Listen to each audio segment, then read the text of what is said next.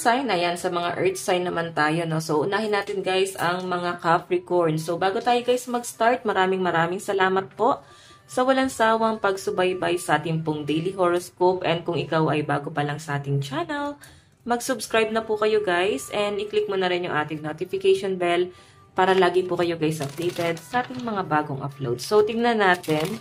Capricorn, Sun, Moon, Rising, and Venus sign. Gabay kapalaran po. Capricorn, Sun, Moon, Rising, and Venus sign. Capricorn, Sun, Moon, Rising, and Venus sign. Gabay kapalaran. Capricorn. Okay. So, ayan, ngayong araw, Capricorn, nakikita ko sa iyo na mas ine-enhance mo yung sarili mo, yung relationship mo sa ibang tao. So, open ka rin guys sa communication or sa relationship, no, kung ikaw ay single.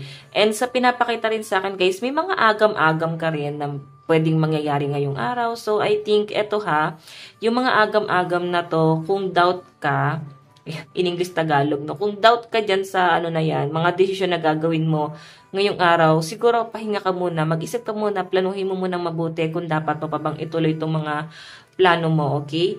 May nasa-sense din ako dito, Capricorn, na ngayong araw, mas maganda kasi mas mas conscious ka ngayon sa health mo, and may mga bagay na parang matagal mo nang gustong simulan at parang ngayon nasisimulan mo na siya guys. So, 7 of Swords in reverse.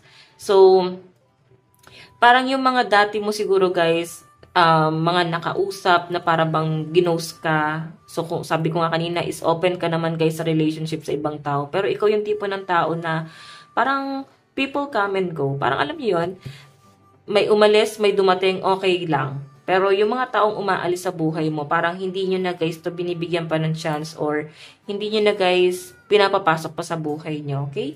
So, hayan. Expect nyo na guys, napakaganda ng energy mo ngayon. Open ka sa mga communication and sa relationship. And, ayan. Tingnan pa natin guys, pagdating sa love life mo. Love life ni Capricorn. Capricorn, Sun, Moon, Rising, and Venus sign. Capricorn, Sun, Moon, Rising, and Venus sign. Capricorn. Okay. Diba? Mas mataas ang standard ng mga Capricorn ngayon, lalo na sa relationship. Sa pinapakita kasi sa akin guys, ang focus mo ngayon is sa tahanan, no? Pwedeng mas, mas nagpo-focus ka ngayon sa family mo, sa pag-improve mo sa sarili mo, and masaya ka sa kung anong meron ka, no? And pagdating sa relationship, guys, yes, mataas ang standard. Okay na nakikipag-communicate ka sa ibang tao, open ka sa ibang tao. Hindi ibig sabihin nun, guys, is para bang magpapaka-easy to get ka. Okay? So, maraming tao ang nakatingin sa inyo, parang nag-grow ka, nag-glow ka dito, para kang kumukuti-kutitap. Iba yung aura mo, guys, no? Yung aura mo, guys, talagang mahihikayat mo talaga or na-attract mo talaga yung mga kalalakihan or kababahihan, okay? So, hayan, pagdating sa relationship, guys, nakikita ko mas focus mo is yung relationship mo sa pamilya mo. Okay, tignan natin, guys, pagdating naman po sa inyong kaperahan, pera at trabaho. Ayan, wait lang po. Mukhang hindi naman guys nagmamadali ang mga Capricorn sa kung ano man ang makuha nyo na ma-achieve nyo sa buhay. So, I think parang, take it slowly, parang ganyan. Pera at trabaho. Meron tayong 9 of Pentacles, Queen of Swords, the Hierophant. So, maganda rin guys kasi hindi ka nangangamba. Hindi ka nangangamba sa source of income. Nandun ka sa point na kahit papano may panghugutan ka, may kinukuhanan ka guys ng ibang resources, ng ibang source of income mo, okay? Kasi parang marami ka guys resources. And the Hierophant guys, ayan, masaya ka naman, go with the flow. Hindi ka masyado guys na-pressure ngayon. And maaring makaka-feel ka rin daw ngayong araw na to, Capricorn, ng parang mabilis kang maboryong, no? Mabilis kang mabored. Parang sa everyday routine mo, parang nakaka-bored, no? Parang gusto nyo guys ng something new. Parang, Lord, wala bang ibang pagbabago na pwede kong gawin ngayong araw? Ganon. So, tignan natin guys, ano bang inyong advice? Capricorn, Sun, Moon, Rising, and Venus sign. So guys, meron tayong think outside the box. you have yet to discover valuable tools. Diba? Yun nga, sabi ko sa inyo guys, ngayong araw na to, maaring mabilis kang mabored, mabilis kang madismaya, kaya siguro guys, nakapokus ka ngayon sa family mo. So, I think parang gusto mo lang muna ngayon na nasa loob ng tahanan, mag-relax. So, hindi ka kasi guys masyado nag-aalala sa financial mo. So, sinasabi nga rito guys, kaya siguro yan, think outside the box is parang tumingin ka naman dun sa kabilang banda. Okay, wag lagi dun yung focus mo. Kailangan mag-explore ka rin. So guys, lucky number mo 20 and 36. Ito lang po ang inyong reading. Maraming salamat po. Bye-bye. Hi Taurus! Kumusta po kayo guys? Okay, so Taurus, tignan po natin ano bang inyong gabay kapalaran ngayon. Taurus, Sun, Moon, Rising, and Venus sign. Gabay kapalaran po, Spirit Guide. Taurus, Sun, Moon, Rising, and Venus sign. Taurus. Taurus, gabay kapalaran po. Okay. Gabay kapalaran ni Taurus. Taurus. 9 of Wands. Okay, so Taurus, nakikita ko mukhang wala ka sa focus ngayon. Nakikita ko rin sa inyo guys, parang madalas kang natutulala, lumilipad yung isip mo, wala sa focus yung isip mo. Wala ka sa focus ngayon. May mga ginagawa ka rito guys na parang hindi ka naman nagkakamali, pero siguro mas nakakapagtrabaho ka guys ng ganun. Pwedeng talent mo siya guys, no, na parang kaya nyo guys parang mag-multitask sa mga ginagawa nyo at naayos nyo naman guys yung ginagawa nyo. So, Taurus, ito sa pinapakita sa akin, okay naman siya pero may mga bagay na parang madali nyo guys talikuran ngayong araw. Nandun ka na rin sa point na hindi nyo na guys babalikan yung mga pangit na nangyari sa inyo sa past. Kahit na may mga masasakit na nangyayari dito sa inyo. Pero ngayon kasi guys, moving forward yung energy mo. Hindi madali para sa inyo na putulin yung relationship or alisan yung isang sitwasyon. Pero I think, ready ka na. Kasi 8 of Cups kasi guys, pagtalikod to sa isang bagay na gusto nyo pa or na ninanais nyo pa. Pero I think nandun ka na sa point na parang open ka na sa ibang bagay. Okay, so I think yung iba sa inyo, ready ka rin guys na makadiscover ng mga something new. Pagdating naman guys sa health nyo, ang pinapakita sa akin, maaaring magkakaroon ka lang guys ng problema. Like sa pag-iisip, like kung paano ka guys mag-isip no, yung pag-overthink mo, yung stress mo, siguro yan mo na yung kailangan nyo guys isang tabi. Kaya siguro moving forward ka dito kasi ayaw nyo na rin guys tambayan pa yung stress. Okay, ayaw na guys masyado pang mag-isip pa ng mga negative. Okay, parang kahit napaka-negative na lang nangyayari sa buhay nyo, gusto nyo pa rin guys mag-isip ng mga positibo. No? Parang, ayun na guys, mas stress dun sa mga bagay na to. Okay, so tignan natin guys, pagdating naman po sa inyong love life, Taurus, Sun, Moon, Rising, and Venus sign, pagdating po sa love life. Taurus, Sun, Moon, Rising, and Venus sign, pagdating po sa love life. So guys, meron tayong 4 of Pentacles. Okay, so sa pinapakita sa akin guys, wala sa focus mo or ikaw to, no? Hindi masyadong nakapokus sa yung person mo or ikaw hindi ka masyadong nakapokus sa person mo. Pero mas malakas ang energy na ikaw yung hindi masyadong nakapokus doon sa person mo. And nakikita ko guys, mas gusto mo pa guys na mag-explore, mas i-improve pa yung financial nyo. Nakikita ko kasi guys, nasasaktan yung person mo. Naka-hold pa rin siya sa memories yung dalawa. Pero hindi nyo na siguro guys, masyado pang tinatanaw. Kasi mas tinitignan mo dito kung ano ba yung mas importante, Taurus. Okay? Sabihin na natin yes, nasasaktan ka. Pero pinipigilan mo yung sarili mo guys na tanawin pa yung nakaraan. Pagdating sa love life mo. Pinipigilan mo na rin siguro guys kasi gusto mo na guys makarecover dun sa mga trauma na nangyari doon sa relasyon nyo ni person mo. Okay? So, may nakikita ako guys itong message na paparating sa inyo. So, I think yung person tong magme-message sa inyo. Okay, so tingnan pa natin guys pagdating po sa inyong pera at trabaho, Taurus. Pera at trabaho po ni Taurus. Pera at trabaho po ni Taurus. Taurus, Sun, Moon, Rising, and Venus sign. Okay. Taurus, Sun, Moon, Rising, and Venus. Taurus.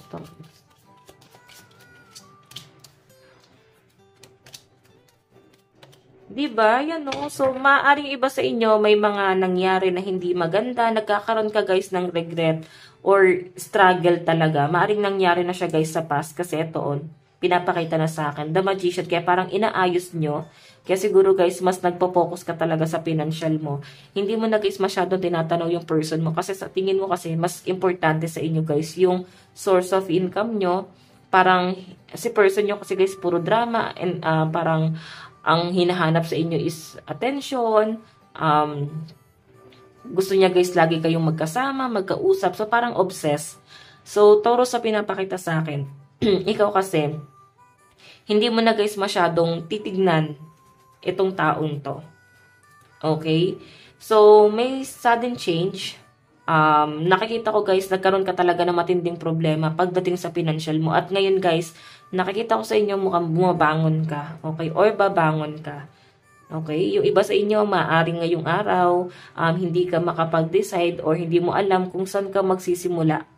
Okay? Kasi parang kadadapa nyo pa lang guys.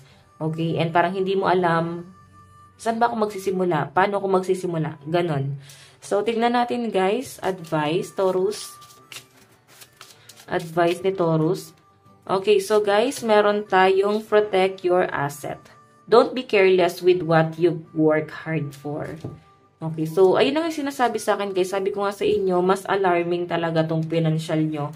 Kaya parang ito yung mas pagtutuunan mo ng pansin. Hindi nyo guys masyadong pinapansin yung person mo. Pero kung ikaw guys ay single, so I think hindi ka masyadong nagpo-focus sa love life mo kasi mas importante sa inyo yung inyong source of income. And ayan, pinoprotektahan mo yung asset mo. Siguro guys, may pagkakamaling nangyari talaga dito. Ang laking impact sa inyo nito guys. Ang laking abala. So guys, lucky number mo, nasabi ko na ba, 21 and 13. Ito lang po ang inyong reading. Maraming salamat po. Bye-bye. Hi Virgo! Kumusta po kayo guys? Okay, so Virgo, tignan po natin gabay kapalaran mo ngayon. Virgo, Sun, Moon, Rising, and Venus sign. Virgo, Sun, Moon, Rising, and Venus sign. Gabay kapalaran. Spirit guide. Virgo, Sun, Moon, Rising, and Venus sign. Spirit.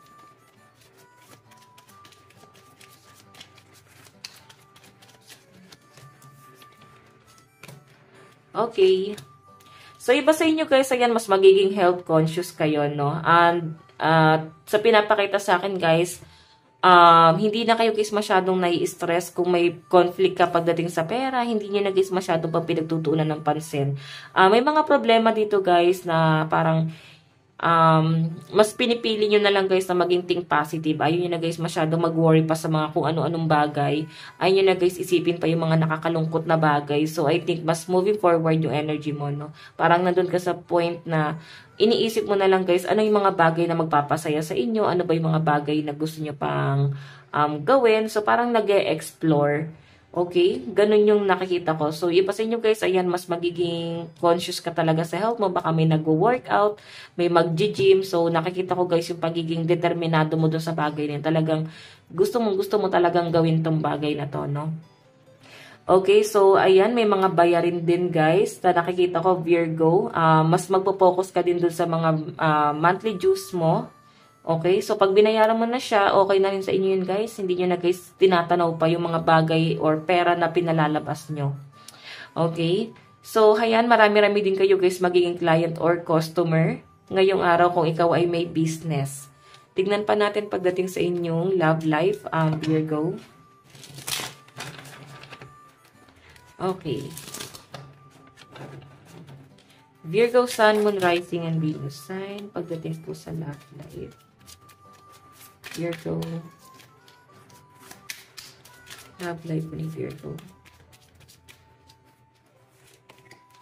Strength.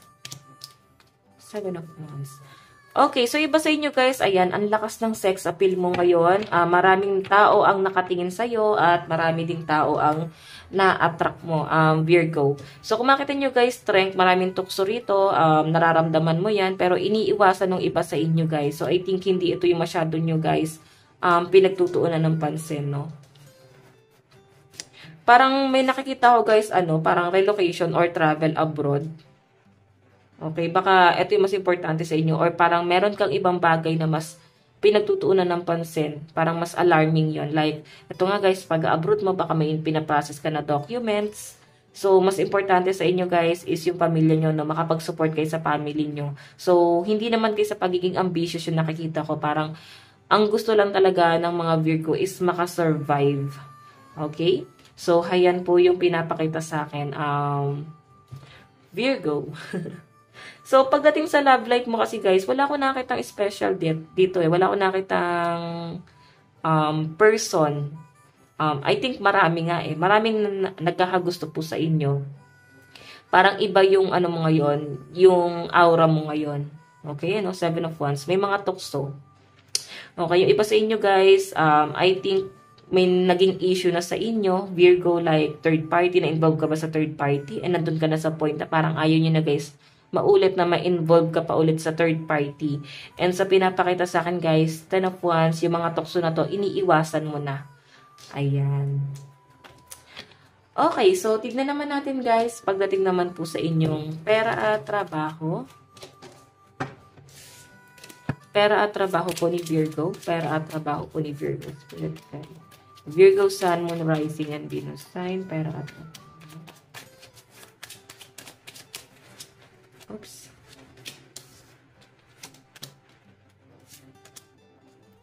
So, nakikita ko guys yung pressure mo ngayong araw, pero maaaring sa trabaho mo din kasi guys ngayong araw, makaka-feel ka or parang mabilis ka guys, mainip, mabilis kang mawala ng gana, ganun yung pinapakita sa akin.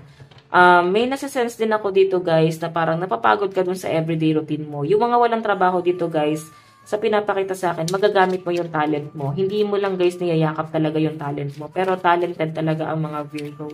Okay, marami kayo guys kakayahan. Pero yun nga guys, parang mas gusto nyo guys na itago na lang tong talent na to. Pero kung yayakapin nyo yan guys, ang ganda nung nakikita ko rito. Knight of Wands, ayan o. Nandun yung willingness. Okay? Yun nga lang guys, siguro wala kang ganang gawin ngayon. Parang gusto nyo lang guys magpahinga. Nakikita ko yung pagod, no? Pero okay lang yun, Virgo, kasi ikaw yung tipo ng tao na wala naman ako nakitang problema pagdating sa health mo din. Sa pinapakita sa akin, hindi mo inaabuso yung sarili mo sa trabaho na parang kailangan magtrabaho na magtrabaho. So, ikaw yung tipo ng tao na magtatrabaho, tapos pag kailangan magpahinga, magpapahinga. Okay, hindi mo guys inaabuso. Tingnan po natin, advice ni Virgo. So, guys, meron tayong don't be afraid to use your voice. Your opinion matters. Yung iba sa inyo kasi guys, hindi talaga kayo guys pala salita, tahimik lang talaga kayo. Hindi ka masyado nagbibigay ng opinion or yun nga, ng opinion sa ibang tao. Or kahit nanghingi sila guys ng advice, siguro ikaw yung tipo ng tao na parang ano naman i-advise ko sa'yo, parang ganyan. Pero open ka rin naman guys sa pagbibigay ng advice sa ibang tao. Pero kasi, parang ikaw yung tipo ng tao na parang wala lang eh. Alam mo yun? Hindi naman sa walang pakialam, pero I think, parang lutang. Okay? Parang kahit magsabi sa inyo guys ng problema, hindi nyo guys basta-basta mag-gets. Parang ganun, kahit gustuhin nyo man. Pero wala kasi guys dun yung focus nyo. Okay? So, ayan guys, magbigay ka ng opinion. Wag masyado guys ipawalang bahala, no? Yung mga bagay-bagay. So, guys, lucky number mo 12 and 41. Ito lang po ang inyong reading. Maraming salamat po. Bye-bye!